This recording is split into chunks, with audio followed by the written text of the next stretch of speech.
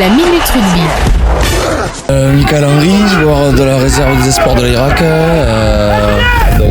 Donc tu me disais tout à l'heure, parce qu'on est en plein match là, que aujourd'hui c'était ton dernier match. Pourquoi tu arrêtes? Pour des raisons déjà de santé, mais qui sont pas très graves quand même. Mais puis l'âge aussi, et aussi peut-être plus haut niveau, parce que le niveau demande beaucoup quand même de régularité, de semi-pro, donc c'est compliqué, c'est beaucoup difficile à gérer.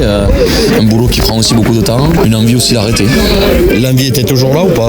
L'envie commençait un peu à être de moins en moins là, mais après c'est vrai que ce groupe, ces jeunes le redonnent, puisque c'est que des jeunes de 20, 22 ans, 25 ans qui donnent une envie peut-être de jouer avec eux, quoi, tout simplement. Tu aurais pu essayer d'aller jusqu'à la fin de la saison, c'était vraiment pas possible. Vraiment pas possible, non, parce que s'ils auraient eu besoin de moi, à la rigueur, oui, j'y serais venu, mais je pense que la priorité c'est de faire jouer les jeunes, parce que à ce niveau-là, tu vas être plus invité et tu peux faire peut-être des erreurs qui peuvent perdre des matchs, même si on n'a plus grand-chose à jouer, mais on a quand même à préparer la saison prochaine, et avec ce groupe-là, on ne peut pas trop non plus faire n'importe quoi et ils sont prioritaires pour nous. Ça fait combien de temps que tu étais à l'Irak? Je crois que c'était la 7e, 8e année, donc ça commence à faire depuis la montée en Fédéral 3, donc Fédéral 3 une fois, Fédéral 2, ensuite donc Fédéral 1, voilà, c'était une envie aussi de jouer en Fédéral 1, pour se dire qu'on a joué en Fédéral 1, c'est toujours important, et puis le club venait d'être champion de France, donc c'était une saison de transition, et donc c'était très important de la faire. Tu gardes de bons souvenirs ici?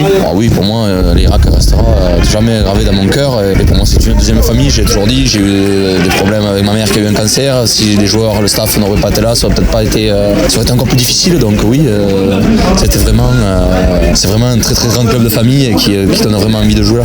Donc du coup, on te reverra ici au stade José Pénétro, mais de l'autre côté de la barrière. Oui, enfin après. Et la buvette aussi peut-être. Peut-être aussi, mais bon, quand même, j'entraîne les filles déjà, donc je suis quand même investi dans le club. Et les filles aussi sont très importantes, vont peut-être se qualifier donc pour les phases finales, donc on espère aussi, donc plus les jeunes aussi avec l'école de rugby, donc je suis quand même très investi dans le club.